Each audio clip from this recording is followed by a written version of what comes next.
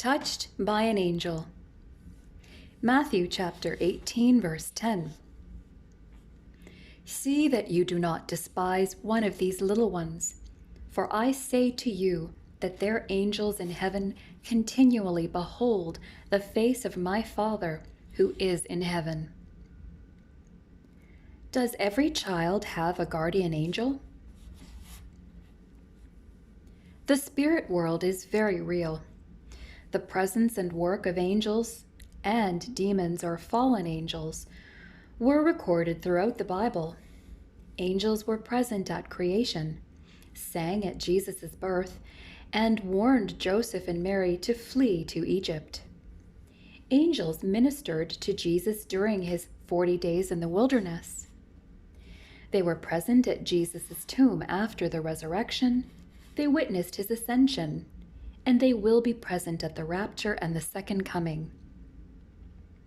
Jesus also taught about angels. He mentioned them in Matthew 18, where he told the disciples that they needed faith marked by humility and childlike traits of trust and an eagerness to learn. Matthew 18, verses 1 to 5.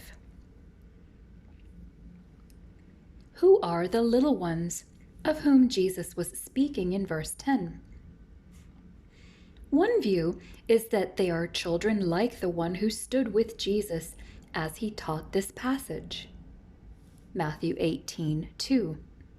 A second view is that little ones refers not to children but to believers in Jesus Christ who, in their faith and actions, display characteristics like the child with Jesus.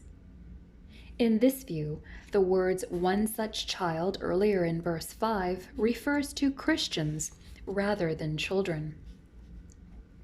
The first view would make Matthew 18:10 a passage about children and guardian angels.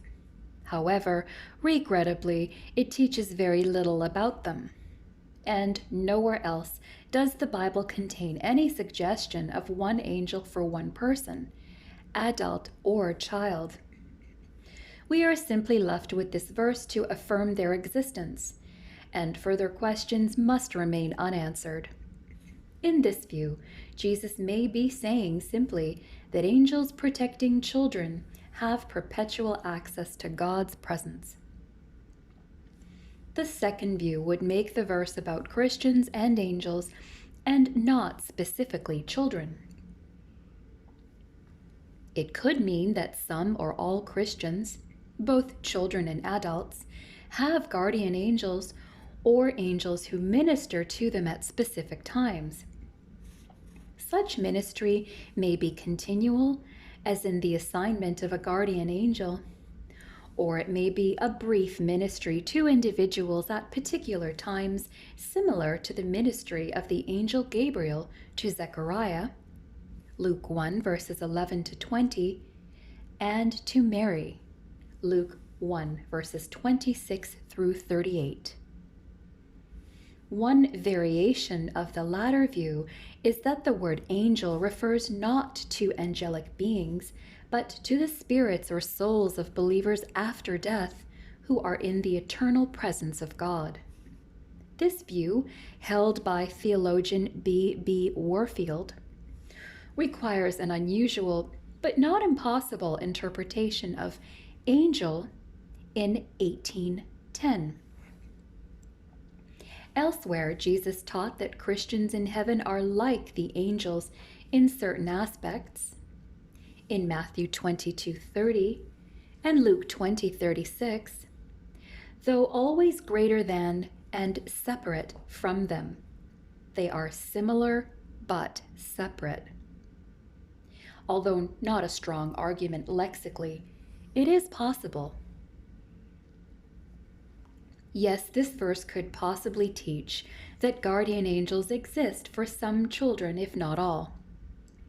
We know that angels exist, and at times, God sends angels for protection. Read Psalm 91, verses 11 and 12. Children and adults may have guardian angels.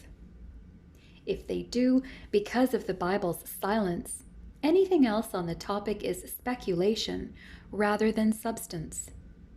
The Bible tells us all we need to know for a mature and growing relationship with God. It does not tell us all we want to know. Scripture is sufficient, but it is not exhaustive.